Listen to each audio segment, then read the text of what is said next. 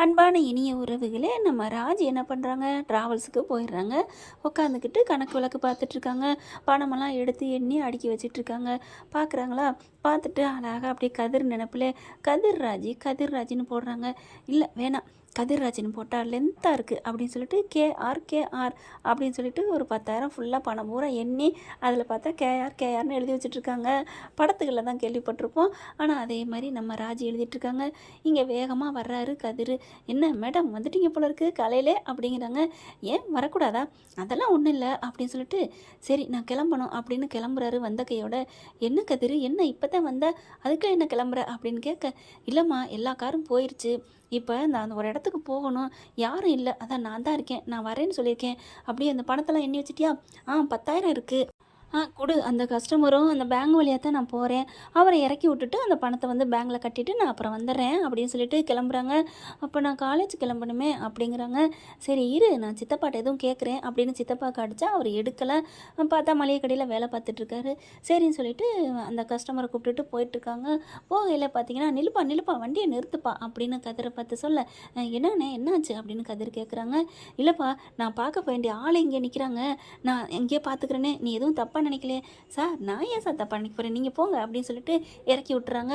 சரி பேங்கு இங்கே தான் இருக்குது, பணத்தை போட்டுருவோமா அப்படிங்கல. சரி போட்டுட்டு வர லேட் ஆகும், நம்ம மாமாவை போயிட்டு பார்த்து நம்ம ஆஃபீஸுக்கு போக சொல்லிடுவோம் அப்படின்னு ட்ராவல்ஸுக்கு போக சொல்லுவோம் அப்படின்ட்டு போகிறாங்க. வாப்பா கதிர், வா அப்படின்னு சொல்லி கூப்பிடுறாங்க நம்ம பழனி. அங்கே பார்த்தா தங்கமேலு, வா கதிர் அப்படிங்கல. வாங்க மாப்பிள்ள வாங்க அப்படின்னு அவங்க அப்பா சொல்கிறாங்க. இருக்கட்டும் அப்படிங்கிறாங்க. எங்கள் அப்பா எங்கள் மாமா அப்படின்னு கேட்க, அப்பா வெளியில் போயிட்டார்ப்பா அப்படிங்கிறாங்க. என்ன அப்படின்னு கேட்கல, இல்லை ட்ராவல்ஸுக்கு நீங்கள் கொஞ்சம் போகிறீங்களா அப்படிங்கிறாங்க. ஏன்? இல்லை நான் அந்த பணத்தை கொண்டாந்து பேங்கில் போடணும் அதுக்காகத்தான் அப்படிங்கிறாங்களா. கரெக்டாக பார்த்தா ஒருத்தவங்க வந்துடுறாங்க. வந்துட்டு சீக்கிரம் வரீங்களா, ஒரு இடத்துக்கு போகணும் அப்படின்னு கேட்க, அப்படியா நான் பேங்க்கு போகலான் இருந்தேனே அப்படின்னு சொல்லிட்டு இருக்கீங்களே. என்ன பண்ணுறாங்க, சரி இருக்கட்டும் நான் அந்த உடனே வர்றேன் அப்படின்னு சொல்லிட்டு காலை கட் பண்ணுறாங்க. கதிர் கிளம்ப போகையில் அந்த இறக்கி விட்ட ஆளும் வந்துடுறாங்க. தம்பி அப்படின்னு சொல்லிட்டு பின்னாடி கூப்பிட்றாரு. என்னண்ணே என்னாச்சு அப்படின்னு கேட்க, இல்லைப்பா அந்த ஆளை பார்த்துட்டேன், மறுபடியும் நான் சொன்ன இடத்துக்கே கூட்டி போகிறீங்களா அப்படின்னு கேட்க, என்னண்ணே இப்போ நான் வேற ஆளுக்கு வரேன்னு சொல்லிட்டேனே. இல்லைப்பா கோச்சிக்காதீங்கப்பா, நான் பணம் வேணாலும் தந்துடுறேன் அப்படிங்கிறாங்க. ஐயோ அப்படிலாம் இல்லைண்ணே, பணத்தை பற்றி ஒன்றும் இல்லை, ஆனால் இப்போ இன்னொருத்தவங்க கஸ்டமருக்கு நான் வரேன்னு சொல்லிட்டேனே. இல்லைப்பா ஒரு 5 நிமிஷப்பா அப்படிங்கிறாங்க. இவங்க அந்த கொலப்படியில் பையில் கொண்டு வந்தார்லையா பணம், அதை அப்படியே டேபிள் மேலே வச்சுட்டு அங்கேருந்து கிளம்பிடுறாரு கதிர் போன கையோட இங்கே பார்த்தீங்கன்னா என்ன பண்ணுறாங்க, பழனி அதை கவனிக்கலை. சரி கதிர் சொல்லிட்டானே அப்படின்னு சொல்லிட்டு ட்ராவல்ஸுக்கு கிளம்பி போயிடுறாங்க. இங்கே அதுக்கப்புறம் இங்கே தங்கமேல் அப்பா என்ன பண்ணுறாரு, ஆஹா பையை வச்சுட்டு போயிட்டானே அப்படின்னு சொல்லிட்டு டக்குன்னு பையை எடுத்து என்ன பண்ணுறாங்க, அம்மா பணம் இருக்குது அப்படின்ட்டு பார்த்தா தங்கமேல் அந்த சைடு இருக்குது. அது பார்க்காத நேரம் பார்த்து கரெக்டாக பணத்தை எடுத்து ஆட்டையை போட்டுறாரு. போட்டுட்டு அந்த பேகையும் தூக்கி கொண்டு எங்கிட்ட போட்டுறாரு. சரிம்மா நான் வீட்டுக்கு போயிட்டு வரேன், அம்மா வர சொல்லுது நான் போகிறேன் அப்படின்னு சொல்லிட்டு வீட்டுக்கு கிளம்பி போயிடுறாரு. இங்கே பாண்டியன் வந்துடுறாங்க. என்னம்மா நீ மட்டும் இருக்கிற, யாரும் இல்லையா அப்படின்னு கேட்க, இல்லை இந்த மாதிரின்னு கதிர் வந்தது, அப்பா போனது எல்லாத்தையும் சொல்லுது. சரிம்மா நீனாவது ஒரு ஆளாவது இருக்கியே அப்படிங்கிறாங்க. இந்த பழனி என்ன இப்படி பண்ணுறா, இல்லை மாமா கதிர் தம்பி கூப்பிட்டதுனால தான் போணுச்சு அப்படின்னு சொல்லி சமாளிக்கிறாங்க. அடுத்து வீட்டுக்கு போயிடுறாரு. இங்கே அதுக்குள்ளே கதிர் என்ன பண்ணுறாங்க, அந்த ஆளுகள்லாம் இறக்கி விட்டுட்டு பேகை பார்க்குறாங்க. பேகை காணோம். ஆஹா பணம் வச்சுருந்தமே 10,000 எங்கே வச்சேன் அப்படின்னு குழம்புறாரு. அங்கே எங்கேயும் தேடுறாங்க, தன்னோட காருக்குள்ளேயும் தேடுறாரு, காணோம். அதுக்கப்புறம் சரி கடையில் வச்சுருப்போமா அப்படின்னு கடைக்கு வந்து கேட்குறாங்க. கடையில் பார்த்தா எல்லோரும் இருக்கிறாங்க. என்னாச்சு அப்படின்னு கேட்கல, கதிர் இந்த மாதிரி பணத்தை காணோம் அப்படிங்கிறாங்க. பாண்டியன் உடனே திட்ட ஆரம்பிக்கிறாரு. ஏண்டா உனக்கு கொஞ்சமாக அறிவு இருக்கா, பணத்தை இப்படி தான் அங்கே வச்சேன் இங்கே வச்சேன்னு தேடுவியா, பணத்தோட அருமை கொஞ்சமாக தெரியுதா அப்படின்னு காய்ச்சி முச்சுன்னு கத்துறாங்க. அதுக்கப்புறம் அங்கேருந்து போயிடுறாங்க. வீட்டுக்கும் போயிடுறாங்க. வீட்டுக்கு போனதுக்கப்புறமும் பார்த்தா பணம் காணுங்கிறத பற்றியே தான் பேசுகிறாங்க. கோமதி இருந்துட்டு விடுங்களேன் 10,000 தானே போனா போகுது அப்படிங்கிறாங்க. என்னடி 10,000 தானேன்னு சொல்கிற, எவ்வளோ கஷ்டப்பட்டு சம்பாரிச்ச பணம் இப்படியா விடுவேன் அப்படின்னு காய்ச்சி மூச்சுன்னு கத்துறாங்க. அடுத்து பார்த்தா பொங்கல் இருக்குது அப்படின்னு சொல்லிட்டு மீனாவுக்கு அவங்க அப்பா அம்மாலாம் கொண்டாந்து கொடுக்குறாங்க. அடுத்து இங்கே ராஜி வீட்டிலேருந்து யார் வருவாங்க ஒன்றும் தெரியலையே, வர்றாங்களா என்னன்னு தெரியலையே அப்படின்னு பார்த்துட்ருக்காங்க. அடுத்து பார்த்தா தங்கமேல் வீட்டிலேருந்து என்ன வரப்போகுது அப்படிங்கிற மாதிரி சரவணன் அப்படி முறைச்சிக்கிட்டு இருக்காரு.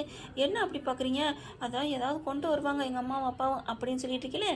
அங்கே பார்த்தா 2 பேர் வந்து இறங்குறாங்க. பார்த்தா செம்ம சந்தோஷத்தில் வராங்க. சம்மந்தி வாங்க அப்படின்னு தட்டெல்லாம் எடுத்து வச்சு பார்த்தா பழங்களும் பூக்களும் புடவையும் புடவையும் எடுத்து வைக்கிறாங்க. பார்த்துக்கிட்டிங்களா சம்மந்தி எவ்வளோ சீர்சனத்தை செஞ்சுருக்கோம் அப்படிங்கிறாங்க. புடவை என்னமோ வீட்டில் இருக்க ஒன்று எடுத்தாந்து வச்சுருது, காசு போட்டு வாங்கலை, ஆனாலும் புது புடவை அப்படின்னு சொல்லி வைக்கிது.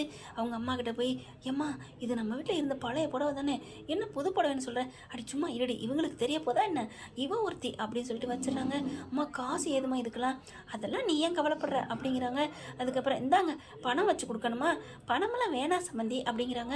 அப்படிலாம் சொல்லக்கூடாது, 1000 ரூபா பணம் இந்தாங்க வச்சுக்கோங்க, 1000 ரூபா சம்மந்தி அப்படின்னு வைக்கிறாங்க. சிரிப்பு தான் வருது. 1000 ரூபா பணத்தையெல்லாம் பெருசாக சொல்கிறாரே அப்படின்னுட்டு 1000 ரூபாய் கையில் எடுக்கிறாங்க. தங்கமயில் எடுத்துட்டு, அத்தை இந்தாங்க அத்தை, வீட்டில் பெரியவங்ககிட்ட தான் மதிப்போடு கொடுக்கணும் அப்படின்னு சொல்லி கொடுக்குறாங்க. பணத்தை வாங்கிட்டு அப்படியே வச்சுருக்காங்க. எண்ணி பார்த்துக்கோங்க 1000 ரூபா இருக்குது அப்படின்னு கேட்கல. பரவாயில்ல இருக்கட்டும், அட என்னங்க சம்மந்தி அப்படின்னு மறுபடியும் கையில் கொடுத்து, என்னங்க சம்மந்தி என்னம்மா தங்கமயில் அப்படின்னு காசை கொடுக்க, அப்படியே 2 பேரும் இங்கிட்ட அங்கிட்ட பறிக்கையில் காசு 2-3 தாள் கீழே விழுகுது. கீழே விழுந்தான்னு பார்த்தா ராஜி எடுக்கிறாங்க, கதிர் எடுக்கிறாங்க. என்ன இப்பெல்லாம் பணத்தை போடுறீங்க அப்படிங்கல. இங்கே கதிருக்கு மூடே இல்லை, இருந்தாலும் என்ன பண்ணுறதுன்னு சொல்லி இங்கே உட்காந்துட்ருக்காரு. பார்த்தா பணத்தை எடுத்து அப்படி கொடுக்கையில் பார்க்குறாங்க, கேஆர்னு இருக்குது. ராஜி பார்க்குது, ஏங்க இது என்ன கேஆர்னு நான் எழுதின பணம் அப்படின்னு சொல்ல, உடனே கதிர் பார்க்குறாங்க, என்னது கேஆர்னு இருக்கா அப்படின்னு வேகமாக வாங்குறாரு. ராஜி இது நீ எழுதி கூட நான் உன்னைய திட்டினே அப்படிங்கிறாங்க. ஆமாம் இந்த மாதிரி எழுதாதன்னு திட்டினீங்க, அந்த பணம் இது ஏது உங்களுக்கு அப்படின்னு கேட்க, இது அது வந்து என்னடா பண்ணி வச்ச, ஐயோ ஆட்டையை போட்டு தெரிஞ்சு போச்சே அப்படின்னு சொல்லி இதுக்கு 2க்கும் தூக்கி வாரி போடுது. பாண்டியன் கோமதி என்னடா சொல்கிறேன், ஆமாப்பா இந்த பணத்தை தான் நான் பேங்கில் கொண்டு போய் போடணும்னு வச்சுருந்தேன், கடையில் வச்சுட்டு வந்துட்டேன், ஆனால் தெரிலன்னு சொல்லிட்டீங்க, அதுக்கப்புறம் நான் எங்கேயோ வச்சுட்டேன்னு நினச்சிட்டேன் அப்படிங்கிறாங்க. ஓ எங்கேயோ வச்சுட்டேன்னு நினச்சிட்டியா, உடனே பாக்கியத்துக்கு ஸ்டக்குன்னு வருது.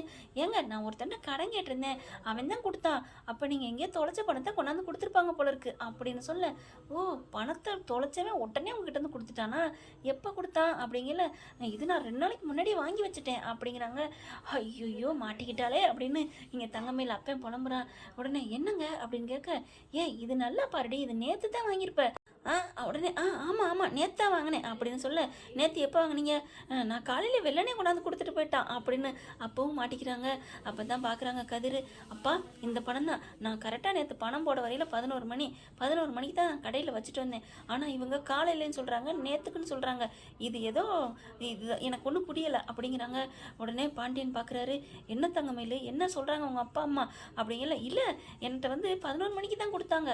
ஓ 11 மணிக்கேவா, பணம் தொலைச்சதும் 11 மணி, கொள்ளை அடிச்சவன் உடனே உங்ககிட்ட வந்து கொடுத்துட்டானா, சரி ஓகே 11 மணிக்கே கொடுத்தான், யார்கிட்ட கடை வாங்கினீங்க அந்த ஆளை காமிங்க அப்படின்னு கதிர் கேட்க நல்லா மாட்டிக்கிறாங்க. அதுக்கப்புறம் ஒன்றும் செய்ய முடியல, அடைச்சி வாயை மூடுங்க அப்படின்னு சரவணன் பயங்கரமாக திட்டுறாரு. அப்பா இது நல்லா தெரியுதுப்பா, இவங்க அப்பா தான் எடுத்த பணம் அப்படிங்கிறாங்க. உடனே என்ன பண்ணுறதுன்னு தெரியல, நல்ல வேலை பழனி மாமா எடுத்தான்னு அவர் மேலே பழி போடாமல் விட்டீங்களே அப்படிங்கிறாங்க.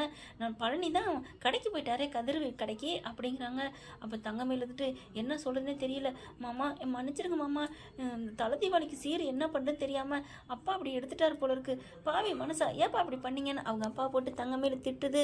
அதுக்கப்புறம் என்ன பண்ணுறதுன்னு தெரியல, பாக்கியம் அப்படியே உருன்னு தொங்க போட்டு நிற்கிது.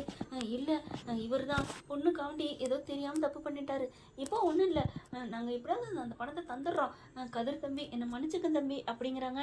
அதுக்கப்புறம் தங்கமேல அப்பா என்ன பண்ணுறாரு, அவங்ககிட்ட தானே வந்திருக்கு, அவங்க வீட்டு தானே கொடுத்துருக்குறோம், இதில் என்ன இருக்குது அப்படிங்கிற, அடைச்சி வாய மூடியா அப்படின்னு செம்ம கோவத்தில் கத்திடுறாரு பாண்டியா. அப்படின்னு சொல்லிட்டு பயந்து போய் நிற்கிறாங்க. தங்கமயில் மன்னிப்பு கேட்குது, ஆனாலும் இவங்க அப்பா அம்மா பார்த்து செம்ம கொடுப்பு கொடுக்குறாங்க, இனிமேல் கடை பக்கம் வந்தேன்னு இவன் அப்படின்னு சொல்லிட்டு செம்மையாக கொடுத்து கட்டுறாங்க. வாயா நம்ம போவோம் அப்படின்னு சொல்லிட்டு 2 பேரும் கிளம்பி போகிறாங்க. ஏன்னா ஃப்ரெண்ட் இப்படி தங்கமயில் அப்பா மாட்டுனா பார்க்கவே சூப்பராக தானே இருக்கும். பார்க்கலாம் என்ன நடக்க போகுதுன்னு. இந்த பற்றி உங்களுக்கு பிடிச்சிருந்துச்சுன்னா உங்கள் பொண்ணான கையில் லைக்கை போட்டு சப்ஸ்கிரைப் பண்ணிடுங்க. Thank you friends.